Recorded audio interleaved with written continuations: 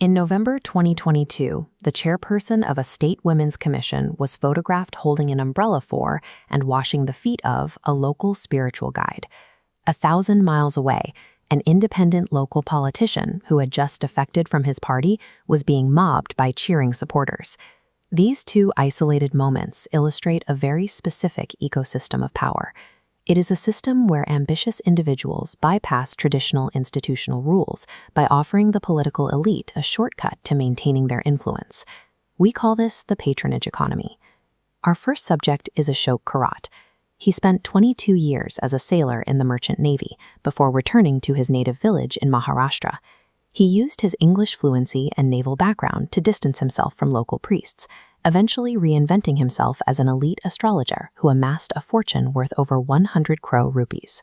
Our second subject is Karat Razack, a local politician in the Kodavali constituency of Kerala. He realized that in a highly polarized political environment, a single individual who commands a specific block of swing voters can gain immense leverage over the state's most powerful political machines. A self-styled Godman and a local political defector operate in completely different spheres, but tracking their rise and sudden falls reveals the exact same underlying mechanism of how illicit power is acquired, protected, and ultimately destroyed. Ashok Kharat began his operation in the late 1990s by offering basic numerological advice to locals. His naval background gave him a unique aura that traditional priests lacked, allowing him to present his predictions with the air of a professional consultant. He soon pivoted his business model to exclusively target wealthy elites, realtors, and politicians, charging up to 50 lakh rupees for a single private consultation.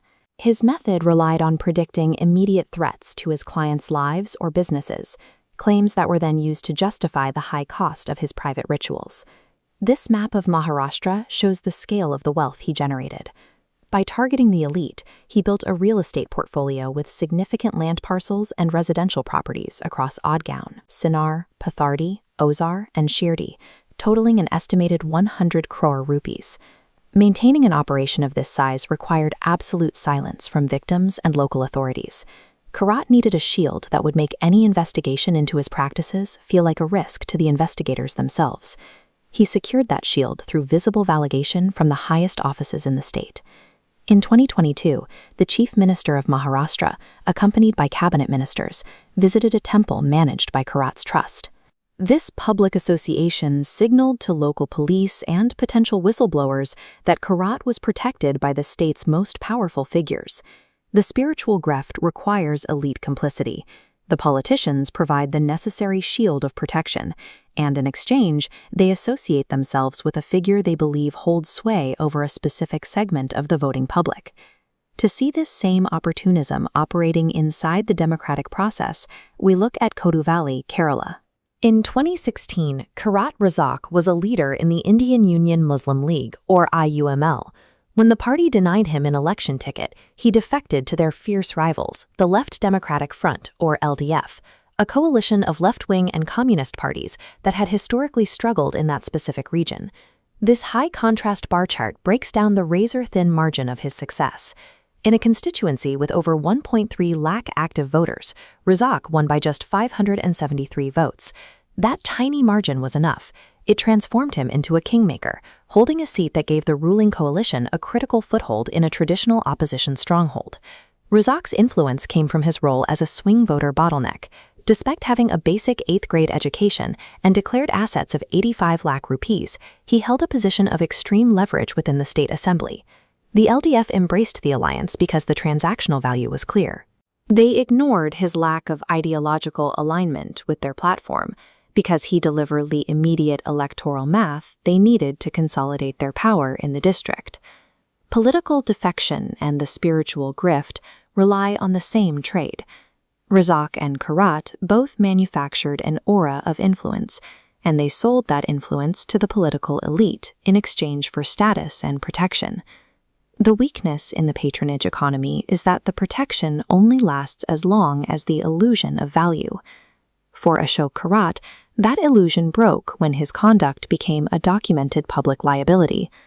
In early 2026, a 27-year-old woman filed a police complaint detailing years of sexual exploitation, alleging Karat used sedative-laced drinks and threats to her husband's life.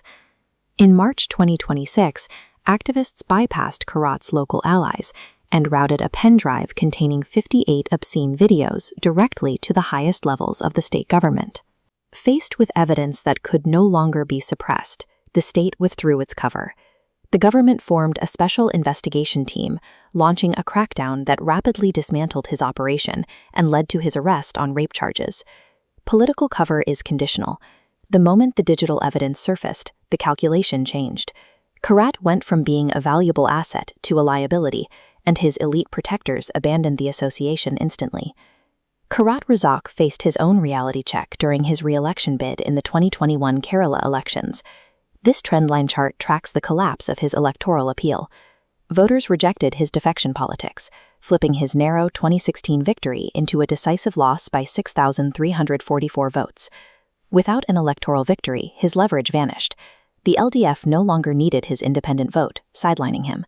In March 2026, complaining that his former allies had neglected him, Razack returned to the IUML. He accepted standard party membership unconditionally, his period as an influential independent operator at an end. Opportunism and elite cover can build massive short-term fortunes, whether through spiritual manipulation or political maneuvers. But these networks are brittle. When documented evidence is exposed, or voters deliver a final tally, the protection evaporates and the entire structure of influence dissolves.